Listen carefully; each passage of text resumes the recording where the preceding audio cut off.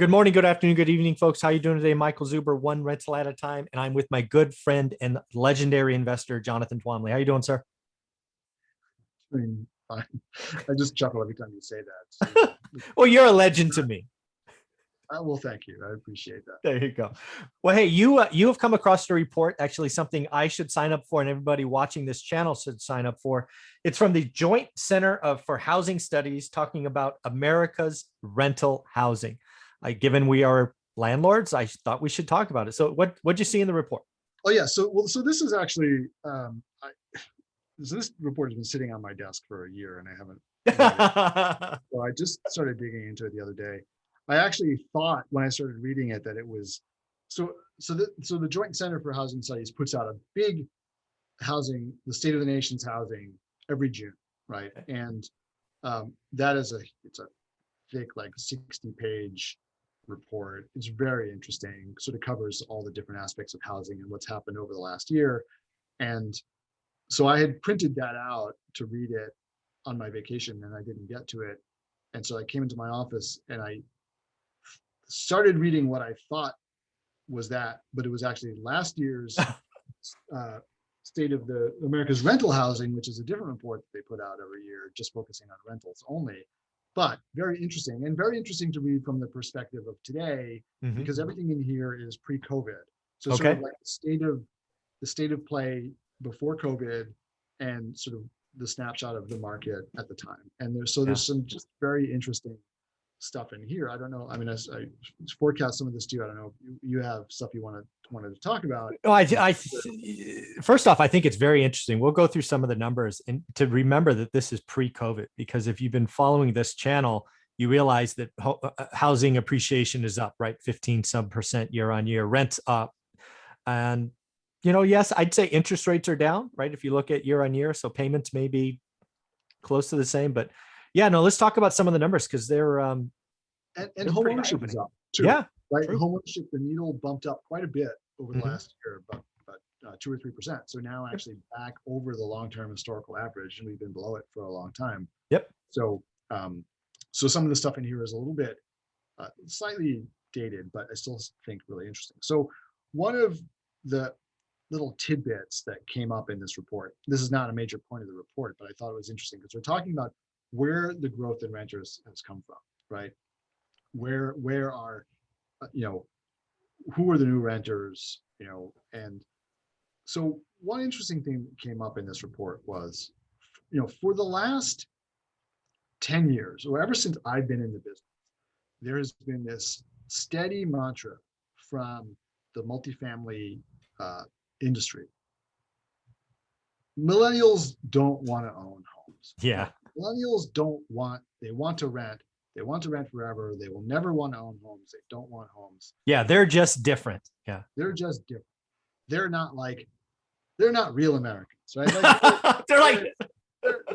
They're just, who are they? They're just weirdos. They're weirdos. Yeah. They're from Mars. That's right. They subsist on a diet of lattes and avocado toast and they're just not normal people. That's funny. But therefore we're going to make a ton of money because all they want to do is rent. Yep. And they will never buy a house. I always thought that this was like ridiculous. And there was a big study, I'll have to find it sometime, but there was a big study put out 2014 maybe by the Urban Land Institute about millennials, basically blew all that. Yeah. It's all hooey. Yeah. But in this report, so really interesting tidbit came up, and I probably shouldn't have forecast this to you yesterday because I can't make you guess now. Well, I'll give you the guess I gave yesterday. Okay, yeah. So came up in this report, the highest percentage of millennials who responded to surveys saying that they did not want to own a home ever, right? Yeah. That they had no plans to buy a home. What do you think the percentage of millennials who said, I will never own a home, I want to rent for life, the Grant Cardone, don't buy a rental, but live in buy a house to rent, but live in a rental, that whole, what percentage, the highest ever in the history of the poll taking, the highest percentage of millennials who said no homes, no way, no how, is what was your guess? So it's funny. I typed this to you. The first time I typed in 1/3, so 33%, and I was about to hit send, and I'm like, that's too low. and I ended up going with 40%. I'm like, the highest ever? I mean, come on, these kids never want to own, blah, blah, blah. So I said 40%, and I was wrong. Yeah, you were wrong. And let's see, I posted the group in the questions. I did a question of the day last night, but didn't get a lot of responses because I posted it too late. But I had a response: 60% of millennials Was the highest. never want to own homes. Yeah. So clearly, people have been we bought it. Hook, line, and sinker. We bought it. Hook, line, and sinker. The answer is 11%. 11. In 2017, 11% of millennials said that they never wanted to own a home. And guess what that percentage was in 2019? Oh, I don't know. If 11 was the highest, I guess you got to go 8. 7%. 7. Okay. Now, there obviously have been impediments to millennials owning homes. Yeah, of course. Debt, school loans.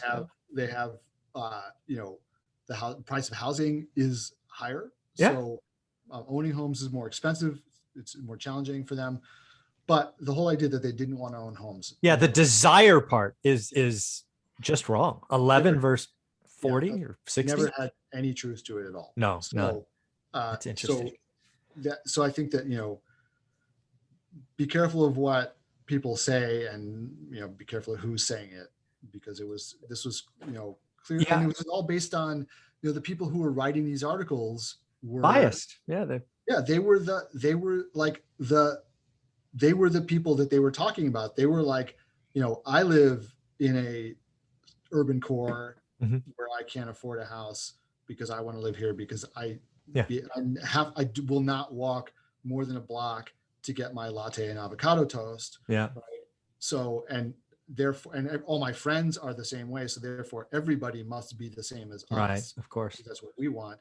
But that was only for a very small slice of the millennial population that was, very affluent, wanted to live in a city, wanted to have everything convenient for them. That was all that they wanted. And now what do we have? Well, we have those same people, because of COVID, rushing out to buy homes, in the suburbs. Yeah, so, the number that I always appreciate, and this hasn't actually changed much, the average age of a first-time home buyer, do you know what that is? 31. 31 and a half, technically, is the average age. And if you look at the demographics, the largest group of millennials are aging into the first-time homeowners right now. And actually for the next 2 years, it will be higher. Yeah. And that's where I'm playing. Affordable housing, first-time home buyer stuff. I mean, all the housing stock where I play can't be built for less than 300. I'm buying older stock at 150 in renting, because again, the rents kind of rise, as we talked about in episode 1. So it's a good time to be a single family landlord, let me tell you.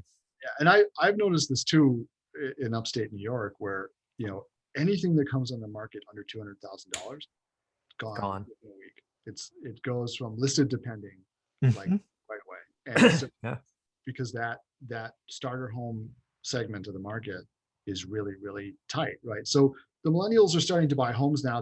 It took them a little while longer to get there because of the headwinds that they had. Yeah. More debt, higher prices, but now they're ramping into like their prime earning years. Yeah. They have more money, and they're having kids later. They need more space, right? Yeah. That's another thing. They had kids later, right? So this is now we're on the precipice of like a major shift with that. I agree. Right. So take all this with a grain of salt. So take these things that you hear with a grain of salt. So another interesting factual tidbit, and I'm really curious to hear what you think this means, because I don't really know I haven't really spent enough time thinking about what the implications of this are, but I'm curious what you think. So what do you think this is as of 2019, so maybe the last year has shifted this a little bit, but as of 2019, what was the median age of an American homeowner? So I would have guessed this one. I think 45, 46 would have been the median. I think I saw this from yesterday. The average was median was 57, I think. 57 years old is the median age. I would have guessed that one wrong as well. Yeah. So that means that half of all homeowners in America are over 57 years old. Yeah. Right? So that means half of all American homeowners are essentially 8 years from retirement, right? And Yeah. and many of them, at least, right? And many of them are beyond that. They're retired Oh, already. for sure. Yeah. The So, median's 57. yeah. Yeah. And I think as and the baby, we're not still fully through the baby boom generation, right? So Mhm. I think that that's going to rise. Although, like I said, the millennials buying homes in the last year may have Yeah. shifted a little It'll be bit. So close. I don't think it'll move as much, but yeah. yeah. But So what that's is that? interesting. Yeah. Yeah. What is that? I'm curious what you think about what the implications of that statistic for uh, single family home investors. Yeah. So I've been thinking about that because you posted that yesterday, gave me a chance to think about it. So the first thing I think about is baby boomers are going to age in place a lot more than people say. Just like millennials will never own. The other thing I hear about baby boomers is they're going to downsize, right? Baby boomers would downsize. I don't think that's going to happen nearly as quickly and nearly as many times as people are saying. I think it's one of those things that gets talked about that ain't going to happen. They like their Why? space. Yeah. Sorry. No, I was gonna say why. Why do you think that? Well, I think what's going to happen is the average baby boomer is a lot more mobile than the generation before, right? They want their backyards. They want this. They want the memories of their kids there. Now they're going to bring their grandkids, and maybe they have to help their kids raise their grandkids. I've seen in this time that people want space and they want the backyard, and they'll get a dog or a couple of dogs. I think the rush to live in a 55 and older community is greatly exaggerated. But people want their freedom. I mean, that's a core of being American is freedom. So I don't see them just dumping, and I just don't see it happening. The other thing I think that's going to happen is I think we built a lot in the 90s and 2000s. We built what was called the McMansions. I think that stock's not going to age well. I mean, maybe it's okay now, but when I fast forward a decade or so, that housing stock, the 4,000 square foot, 3 ACs, to keep it cool, I don't think that ages very well, right? I think there's a more, I think as generations move on, I don't know if I want to call it minimalism, but certainly not exaggerate or being exaggerated. Yeah. So I think a lot of the housing stock that was built for 20 years is it's not going to age well. So those are a couple of things I think about. Yeah, I agree. I mean, I think, and families are getting smaller, right? And so Yeah. I think there's that. But I think also the baby boomer generation, to your point about people aging in place, I think the baby boomer generation is a lot more resistant to the idea that they're old. Like they Oh, don't, amen. you Yes. know what I mean? Like they don't Yeah. want to admit that they're old, or like they don't, 60's the new 40. yeah, they don't feel old, right? Yeah. And Good for them. and they're and they're probably they're in, well, maybe they're in better health, maybe not than the I previous think I think generation. as an average, they're in a better health than previous generations. I would hope that I mean, continues. Yeah. obesity is more of a problem, but on the other hand, like they seem to be more mobile, right? They're living longer, they're Mhm. working longer, Yeah, for sure. they're they're continuing to be active, and they don't want to, they're not like in that, like, hey, I'm retired, I got my gold watch, I'm Yeah. moving, life is over, I'm moving to Florida, Yeah. to play golf and sit by the pool. Like to them, that sounds like a death sentence. Yeah, So exactly. It's a death sentence. Yeah. yeah, so they don't want to admit that they're old. And I think people are going to be moving into like these senior communities more reluctantly Oh, than absolutely. anything else, right? Now, some people will be. I have been talking to some investors who are looking at the issue of baby boomers not having saved enough for retirement, right? And the only thing that they have may be their house.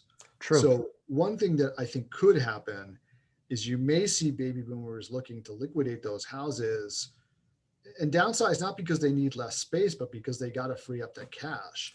And For then, sure. That's going to be, yeah. Mhm. and then what's going to happen is I think some of them, like with McMansions that, Gen Xers and millennials don't really want, Mhm. not just because of the cost of operation, but also because of just like the style. They're just out of style, and you can't really like renovate them into something No. else. Like it's a McMansion, it's always going to be a McMansion. Yeah, it's always going to be big. Yeah, it's always going to be big, and it's always going to have like those architectural features that are just way dated and out of style. And so I think that you could wind up in a situation where people have houses that they really can't sell, or they can't sell them for what they thought they were going to get for them. And that may keep them there. Maybe they're going to Maybe. stay, they're going to hold out even longer because they can't. But if they need to free up cash, you know, I think Yeah. it The, could the be. thing the thing that concerns me for baby boomers, just when you kind of look out over the next decade, right? Baby boomers disproportionately have benefited from the stock market rise, right? Yeah. It's mathematically true. But if as baby boomers get set to retire, and if there is a unfortunate recession or crash or correction or whatever you want to call it, when they're looking to get out, they may turn to their house because their 401k is a 201k as the first thing to liquidate. Right. So it's very interesting times.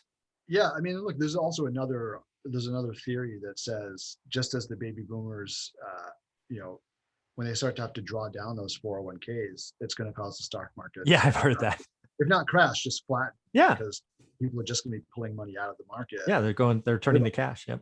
Yeah. So then, okay, so there's another then thing in this report which I thought was very interesting, is that and again, we'll see sort of, did COVID change this, or Mhm. is this the same group of people that then has now been buying houses? But in rentals, Mhm. the majority of the growth of the renter class has been high income renters. That's interesting. Yeah, that is the fastest growing class of renters. And as a result, what you also see, and there's chicken and egg thing here. Everything that's being built is being built for those renters right now. Right. Are more people renting because that's all that that's available, or people building it because that's who the renters are, or But the point is that this millennial generation, Mhm. in particular, has all these headwinds to home ownership because of the cost of it. Yep. They've been renting longer than they intended to, so that's the fastest growing group of renters. And more of the people with sort of like the demographics of homeowners, high income with children, Mhm. are renting than ever before. Yeah.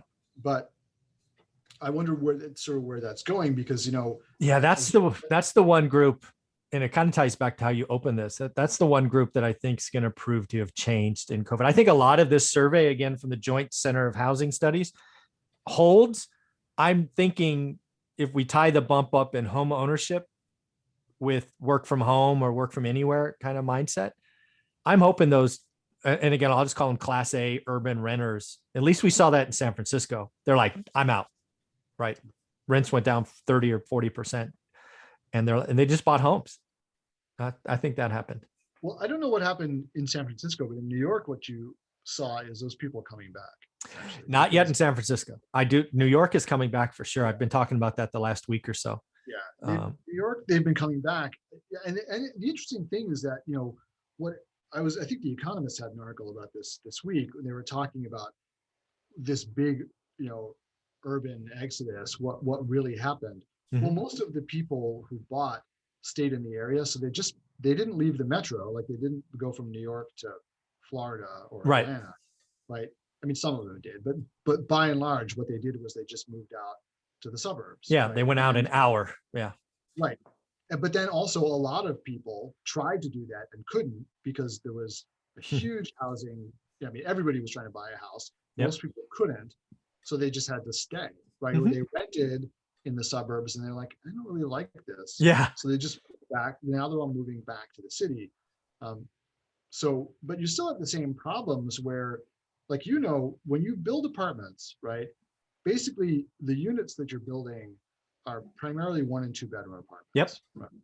And where you when Primarily. you're Yeah. building rentals, right? Condos are different, but if you're building rentals, you're building 1s and 2s, then maybe some 3s, but like, it's not really cost effective on a square foot basis to build Correct. 3 bedroom apartments or 4 bedroom apartments. So they really don't get built, right? And so people who are renting still have the same problem, where they're they don't have enough space, right? Even if they've moved out to the suburbs and maybe the apartment itself is a little bit Right. bigger than they'd have in like a downtown urban core, they may have like 2 kids in a 2 bedroom apartment, right? And it's just not enough space for them. Everybody's at each other's throats. They still want to move out to a house, right? So I think that, we're going to see, and now, another thing that's happened is after years and years of new construction not keeping up with the growth in demand, we've now seen it catch up, and it's maybe even exceeding it. There's a record number.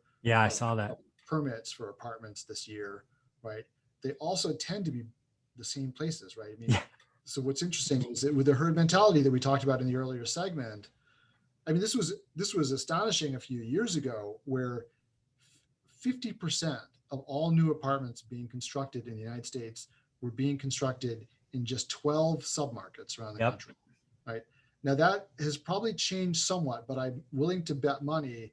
I haven't seen any stats. I don't really know where to find them, but that there's still a high degree of concentration. Oh, for sure.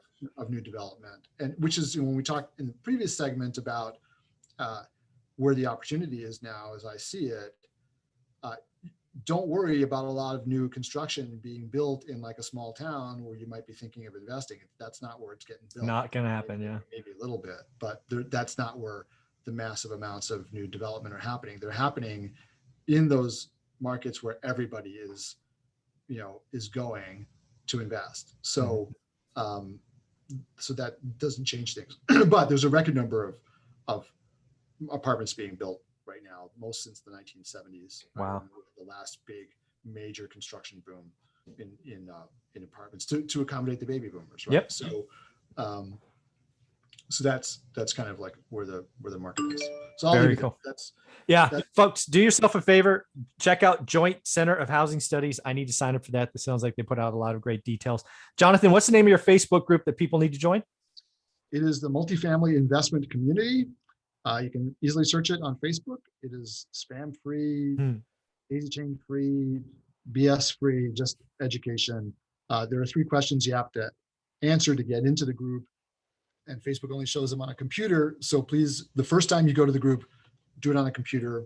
And then after that, you can use your phone. Very cool, Jonathan. Thanks for all you do, man. Take care. Absolutely. Thank you so much, Mike. Bye.